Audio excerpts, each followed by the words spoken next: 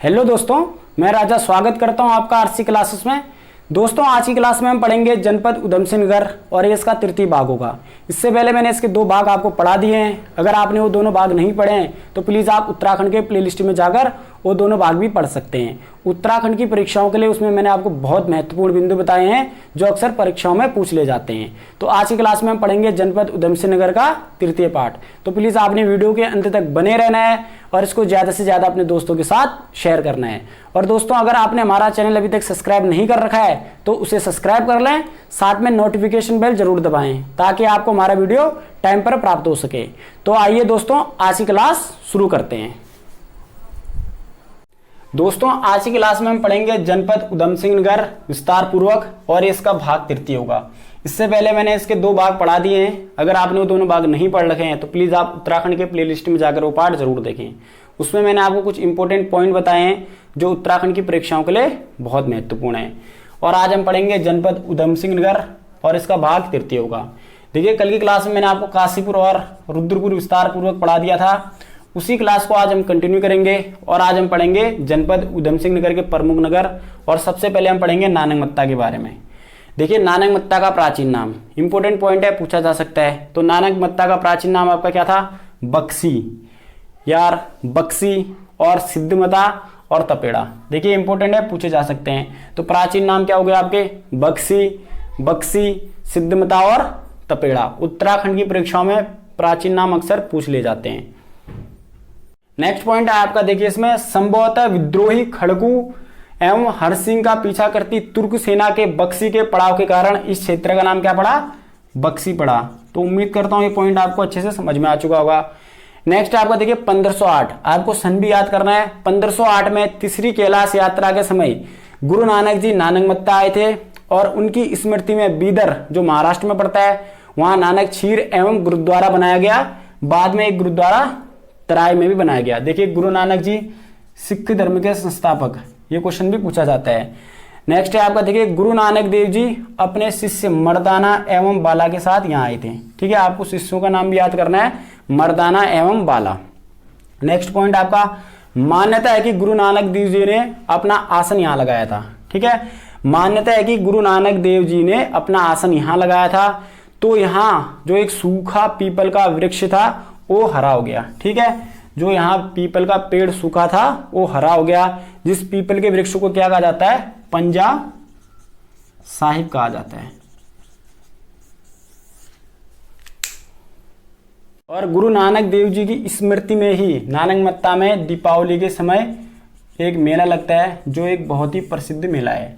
Next point आपका देखिए, गुरु गोविंद सिंह जी सिख धर्म के 10वें गुरु, ये क्वेश्चन भी पूछा जाता है। तो गुरु गोविंद सिंह जी भी आपका नानकमत्ता में आए थे। ऐसे क्वेश्चन पूछे जा सकते हैं कि बताइए सिख धर्म के कौन से गुरु नानकमत्ता आए थे। एक तो थे आपके संस्थापक गुरु नानक देव जी और एक थे आपके 10वें गुरु गुरु गोविंद सिंह जी, दोनों आपके नानकमत्ता में आए थे। नेक्स्ट पॉइंट आपका देखिए, नानकमत्ता नाम पढ़ने से पूर्व यह स्थान आपका सिद्धमता कहलाता था। इंपॉर्टेंट है, पूछा जा सकता है। और तब यहाँ पर आपका गोरखनाथ जी के शिष्यों का निवास स्थान था आपका सिद्धमता या नानकमत्ता। अब हम जानेंगे या अब हम पढ़ेंगे नानकमत्ता के प्रमुख आकर्षण। तो सबसे पहला आपका दूध वाला कुआं। ठीक है, पहला पॉइंट है इसमें देखिए, सिद्धों ने योग शक्ति से जब पूरे क्षेत्र के गाय एवं भैंस का दूध सुखा दिया था तब 36 प्रकार के भोजन के लिए उन्होंने गुरु नानक जी से मांग की। ठीक है, सिद्धों ने क्या करा, आपके अपनी शक्ति से पूरे एरिया के गाय और भैंस का दूध सुखा दिया। तब नानक जी से उन्होंने 36 प्रकार के भोजन के लिए मांग की। तब गुरुजी ने एक कटोरा पानी कुएं से निकाला जो दूध का था। और ये आपका अभी भी कुआं स्थित है नानकमत्ता के गुरुद्वारे से पीछे 1 किलोमीटर की दूरी पर लगभग। नानकमत्ता में अगला पॉइंट आपका नानक सागर। तो देखिए, नानक सागर कहाँ स्थित है? नानकमत्ता। किस नदी पर है? नंदौर नदी। अगला प्रमुख नगर आपका पंतनगर। देखिए, इंपॉर्टेंट है, आपका हल्द्वानी नैनीताल मार्ग में पड़ता है आपका पंतनगर और जनपद उधम सिंह नगर में स्थित है। पहला प्रमुख बिंदु इसमें देखिए, 17 नवंबर 1960 को नेहरू जी, ठीक है, हिंदुस्तान के पहले पीएम, 17 नवंबर 1960, आपको डेट और सन याद करना है। 17 नवंबर 1960 को नेहरू जी ने यहाँ देश के प्रथम कृषि विश्वविद्यालय की स्थापना की थी। तो देश का प्रथम कृषि विद्यालय कौन सा हो गया आपका? पंतनगर। ठीक है, स्थापना 17 नवंबर 1960, उद्घाटन किसने किया? नेहरू जी ने। ठीक है। और 1972 में आपका इस विद्यालय के आगे क्या जुड़ा, गोविंद वल्लभ पंत, ठीक है। तो आपका अब ये क्या कहलाता है, गोविंद वल्लभ पंत कृषि विश्वविद्यालय कहलाता है। तो गोविंद वल्लभ पंत कब जुड़ा कृषि विद्यालय के आगे, 1972 में। इंपॉर्टेंट है, पूछा जा सकता है। और यहाँ पर आपका प्रतिवर्ष किसान मेला लगता है, ठीक है, जिसे हम क्या कहते हैं, कृषि कुंभ भी कहते हैं। तो आपको यहाँ जाना चाहिए, 6 महीने में एक बार लगता है। नेक्स्ट आपका देखिए पंतनगर में आपका एक एयरपोर्ट आपका फूलबाग हवाई पट्टी, ठीक है। ये क्वेश्चन पूछा गया है, आप अगर लास्ट टाइम के पेपर देखते होंगे तो पंतनगर में आपका फूलबाग हवाई पट्टी है। पूछा गया क्वेश्चन है कि फूलबाग हवाई पट्टी कहाँ है, तो ऑप्शन में था आपका यूएस नगर। नेक्स्ट टाइम हो सकता है पंतनगर दिया हो। ऐसे आपका उत्तराखंड में 5 प्रमुख एयरपोर्ट हैं या हवाई पट्टी है। देखिए सबसे पहला तो हो गया आपका फूलबाग हवाई पट्टी या पंतनगर एयरपोर्ट, जो आपका उधम सिंह नगर में पड़ता है। दूसरा आपका दून या जोलीग्रांट या अटल बिहारी वाजपेयी एयरपोर्ट, जो आपका कहाँ स्थित है, देहरादून में स्थित है। नेक्स्ट आपका नैनी सैनी एयरपोर्ट, यह आपका पिथौरागढ़ जनपद में स्थित है। उसके बाद आपका गौचर एयरपोर्ट, यह आपका चमोली में स्थित है। और लास्ट आपका चिन्यासी सोन या चिन्यासोण एयरपोर्ट आपका उत्तरकाशी जनपद में स्थित है। हम इनको एक बार और, तो आपका चिन्यासी सोन एयरपोर्ट स्थित है आपका उत्तरकाशी में। इनको हम एक बार और अच्छे से रिवाइज कर लेते हैं। देखिए आपका पंतनगर एयरपोर्ट या फूलबाग एयरपोर्ट कहाँ स्थित है, जनपद उधम सिंह नगर में। ऐसे आपका दून जोलीग्रांट या अटल बिहारी वाजपेयी एयरपोर्ट स्थित है देहरादून में। नैनी सैनी एयरपोर्ट स्थित है आपका पिथौरागढ़ में। गोचर एयरपोर्ट है आपका चमोली में। और चिन्यासी सोन है आपका उत्तरकाशी में। देखिए आपको इन सबको अच्छे से याद करना है, क्योंकि हो सकता है ऐसे क्वेश्चन पूछ ले कि इनका मिलान करें। आपको 3-4 एयरपोर्ट दे दिया जाएगा और उनका स्थान दे दिया जाएगा और आपसे बोला जाएगा कि इनका सही मिलान करें। तो आपको कम से कम 4 या 5 एयरपोर्ट जो हैं इनको अच्छे से याद करना है। अगला प्रमुख स्थल आपका जसपुर। तो देखिए जसपुर को अकबर के काल के टाइम क्या पुकारा जाता था, शाहजहांपर। पूछा जा सकता है कि जसपुर का प्राचीन नाम, एक हो गया आपका शाहजहांपर। ऐसे ही अन्य प्राचीन नाम क्या आपका सहजगीर। देखिए आपका चंदो का एक राज्य मंत्री था जसोदन या जसोधर, ठीक है। कहीं पे इसको जसोदन, कहीं पे इसको यशोधन भी लिखा है और कहीं पे इसको जसोधर भी लिखा है। उसको आपका जसपुर का संस्थापक माना जाता है और उसने ही इस एरिया का नाम जसपुर रखा था। नेक्स्ट पॉइंट आपका देखिए, इसमें 1481 ईस्वी में कीर्ति चंद ने यहाँ एक किला बनाया और इसको क्या नाम दिया, कीर्ति नगर।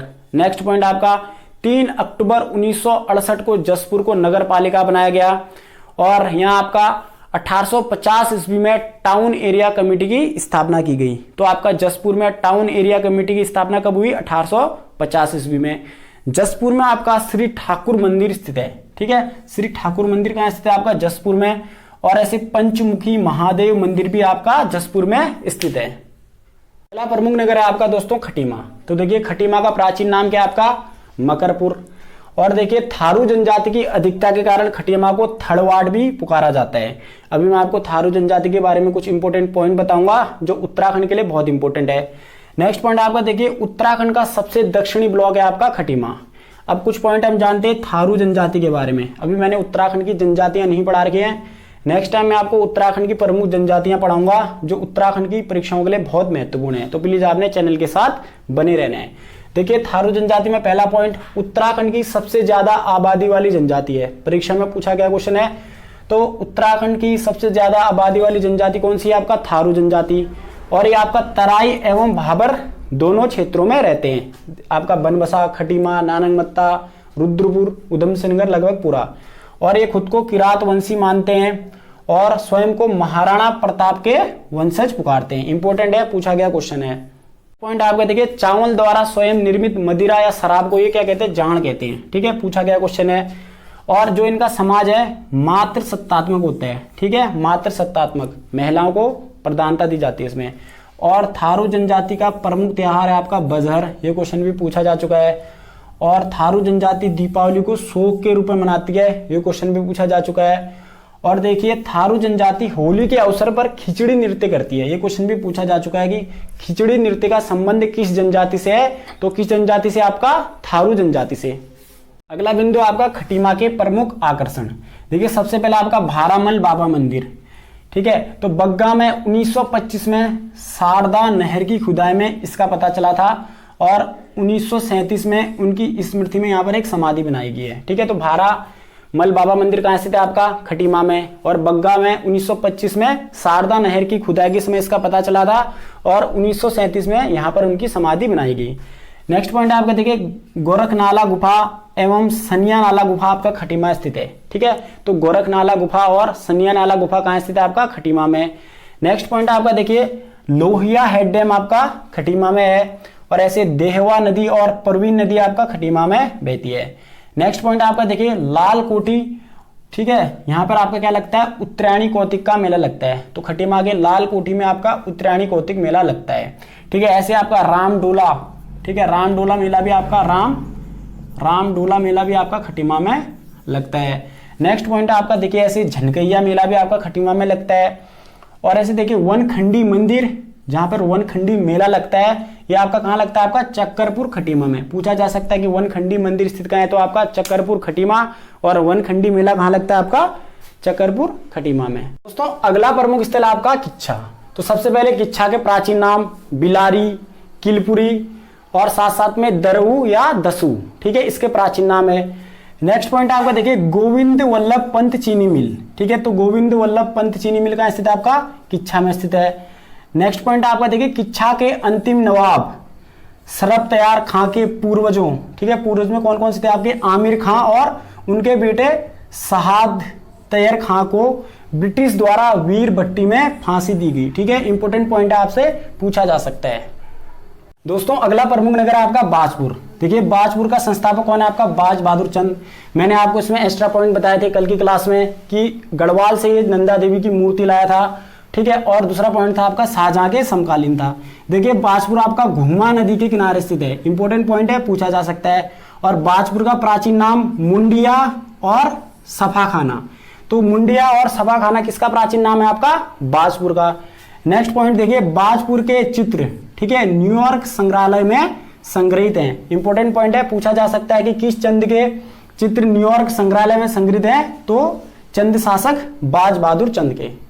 दोस्तों अगला प्रमुख बिंदु है आपका जिले के प्रमुख मेले। तो देखिए, सबसे पहला प्रमुख मेला आपका चैती मेला, या जिसको हम क्या कहते हैं, बाला सुंदरी का मेला भी कहते हैं। तो चैती मेला या बाला सुंदरी मेला कहाँ लगता है, काशीपुर स्थित कुंडेश्वरी देवी या बाला सुंदरी मंदिर में लगता है। ठीक है, इंपॉर्टेंट है, इससे क्वेश्चन पूछे जा चुके हैं। और मैंने आपको बताया था कि बुक्सा जनजाति के लिए सबसे प्रसिद्ध है आपका चैती मेला या चैती त्योहार। नेक्स्ट है आपका भादो मेला। तो देखिए, भादो मेला ओलिया पीर को समर्पित है और जनपद उधम सिंह नगर में लगता है। नेक्स्ट आपका देखिए, बालमिया मेला। तो बालमिया मेला भी आपका जनपद उधम सिंह नगर में लगता है। ऐसा ही देखिए आपका सवर पीर मेला। तो सवर पीर मेला भी आपका गदरपुर उधम सिंह नगर में लगता है। नेक्स्ट आपका देखिए सिसला मेला। तो सिसला मेला आपका मिठन शाह के सम्मान में लगाया जाता है और जनपद उधम सिंह नगर में लगता है। नेक्स्ट आपका देखिए घाट मेला। तो देखिए घाट मेला, मेला घाट बिलारिया में मां शारदा को समर्पित है। ठीक है, तो कहां लगता है आपका, जनपद उधम सिंह नगर। नेक्स्ट आपका देखिए मोटेश्वर मेला। तो मोटेश्वर मेला आपका कहां लगता है, जनपद उधम सिंह नगर में लगता है। दोस्तों अगला प्रमुख पॉइंट आपका जिले के प्रमुख बांध, नदियां तथा डैम। ठीक है, तो सबसे प्रमुख नदी आपकी दाबका नदी। तो दाबका नदी का उद्गम क्या है आपका, गागर श्रृंखला। ठीक है, पूछा जा सकता है। तो दाबका नदी का उद्गम हो गया आपका गागर श्रृंखला। नेक्स्ट पॉइंट आपका, यह अच्छी सेवक लेकिन बुरी मालकिन के रूप में जानी जाती है। तो अच्छी सेवक लेकिन बुरी मालकिन के रूप में कौन सी नदी जानी जाती है आपका, दाबका नदी। उद्गम गागर श्रृंखला। नेक्स्ट आपका देखिए इसकी सहायक नदी किचड़ी नदी और इसके अन्य नाम आपके गटिया नदी और धुगी नदी। नेक्स्ट आपका देखिए नंदौर नदी। तो नंदौर नदी का उद्गम है आपका देओह चोरगलिया। और देखिए नंदौर नदी पर ही आपका नानक सागर बांध बना है और कब बना आपका 1962 में। ठीक है, तो नानक सागर बांध आपका कहां स्थित है, नानक मत्ता में। अगली प्रमुख नदी आपका बाकरा या साकरा नदी। ये भी जनपद उधम सिंह नगर की प्रमुख नदी है। ऐसे नेक्स्ट आपका बोर नदी। तो देखिए बोर नदी का उद्गम गागर पर्वतमाला के ढाल पर घुंगवा से निकलता है। ठीक है, पूछा जा सकता है। अगला आपका ढेला नदी जो रामगंगा की सहायक नदी है। नेक्स्ट आपका देखिए जलाशय। तो पहला आपका बोर जलाशय। तो बोर जलाशय कहां स्थित है, बाजपुर में, और यह आपका बोर नदी पर बना है। तो बोर जलाशय बोर नदी पर बना है और कहां स्थित है, बाजपुर में। बाजपुर का संस्थापक चंद शासक बाज बहादुर चंद। और कब बना, 1967 में। तो बोर जलाशय कब बना आपका, 1967। नेक्स्ट आपका हरिपुरा जलाशय। तो हरिपुरा जलाशय आपका कहां स्थित है, किच्छा में। और कब बना? 1975 में। और नदी आपका साकरा नदी। अगला प्रमुख डैम है धौरा डैम। तो कब बना? 1960। और स्थित कहाँ आपका? किच्छा उधम सिंह नगर में। नेक्स्ट आपका देखिए तुमड़िया डैम पूछा गया है। तो तुमड़िया डैम आपका जनपद उधम सिंह नगर में स्थित है। नदी फीका नदी पर बना है और 1961-62 में इसको बनाया गया और इसको विस्तारित किया गया आपका 1969-70 में। ठीक है। नेक्स्ट आपका बैगुल बांध। तो बैगुल बांध आपका सितारगंज में स्थित है और कब बनाया गया? 1968। और देखिए सुखली एवं बिगुल नदी पर बनाया है। तो आपका बैगुल बांध आपका 1968 है आपका सितारगंज में। और किन नदियों पर है आपका? बैगुल नदी और सुखली नदी। अब कुछ अन्य महत्वपूर्ण बिंदु जो उत्तराखंड की परीक्षाओं के लिए बहुत महत्वपूर्ण है। तो सबसे पहले आपका भारतीय प्रबंधन संस्थान IIM, Indian institute of management. तो आपका इंडियन इंस्टीट्यूट ऑफ मैनेजमेंट कहाँ स्थित है? काशीपुर में स्थित है। और इसकी स्थापना कब हुई? 29 अप्रैल 2011 को। और यह देश का 13वां भारतीय प्रबंधन संस्थान है। इंपॉर्टेंट है, आज तक पूछे गए क्वेश्चन है। नेक्स्ट आपका देखिए उत्तराखंड ग्राम विकास एवं पंचायती राज संस्थान आपका रुद्रपुर उधम सिंह नगर में स्थित है और इसकी स्थापना कब हुई? सितंबर 2002। अगला प्रमुख बिंदु आपका देखिए काशीपुर प्रेम सभा। तो काशीपुर प्रेम सभा की स्थापना कब हुई? 1914। और किसने की? तो गोविंद वल्लभ पंत ने। देखिए काशीपुर प्रेम सभा की स्थापना गोविंद वल्लभ पंत जी द्वारा 1914 में की गई। अगला प्रमुख बिंदु आपका देखिए सर्वाधिक अनुसूचित जाति के लोग उधम सिंह नगर में रहते हैं। ठीक है, इंपॉर्टेंट है, पूछा गया क्वेश्चन है। और ऐसे ही देखिए राज्य का सबसे कम वन क्षेत्र। तो राज्य का सबसे कम वन क्षेत्र आपका कहां पड़ता है? उधम सिंह नगर में पड़ता है। ये क्वेश्चन भी पूछा जा चुका है। और राज्य में सर्वाधिक चीनी मिलें आपके उधम सिंह नगर में स्थित है। ये क्वेश्चन भी इंपॉर्टेंट है। नेक्स्ट आपका देखिए गन्ना सर्वाधिक। तो राज्य में सर्वाधिक गन्ना आपका उधम सिंह नगर में पैदा होता है। ठीक है, नगदी फसल कहते हैं ना गन्ना को। ये क्वेश्चन भी पूछा जाता है। नेक्स्ट आपका देखिए खटीमा परियोजना। तो खटीमा परियोजना आपका शारदा नदी पर है और निर्माण कार्य 1995 में प्रारंभ हुआ। इंपॉर्टेंट पॉइंट है, पूछा जा सकता है। और देखिए आज की क्लास का लास्ट पॉइंट आपका नंदौर वन्य जीव विहार। तो नंदौर वन्य जीव विहार स्थापना 2012 और इसका एरिया आपका 270 वर्ग किलोमीटर लगभग और 2 जनपदों में स्थित है आपका नैनीताल और उधम सिंह नगर। तो दोस्तों इसी के साथ आज की क्लास हमारी यहीं पे समाप्त होती है और जनपद उधम सिंह नगर का तृतीय भाग और साथ साथ में जनपद उधम सिंह नगर हमारा यहीं पे समाप्त होता है। उम्मीद करता हूं आज की क्लास आपको बहुत पसंद आई होगी। प्लीज इसको ज्यादा से ज्यादा अपने दोस्तों के साथ शेयर करें और वीडियो को लाइक करना न भूलें। और अगर आपने हमारा चैनल अभी तक सब्सक्राइब नहीं कर रखा है तो उसे सब्सक्राइब कर लें, साथ में नोटिफिकेशन बेल जरूर दबाएं ताकि आपको हमारा वीडियो टाइम पर प्राप्त हो सके। तो मिलते हैं दोस्तों नेक्स्ट क्लास में, तब तक के लिए अपना ध्यान रखें। जय हिंद।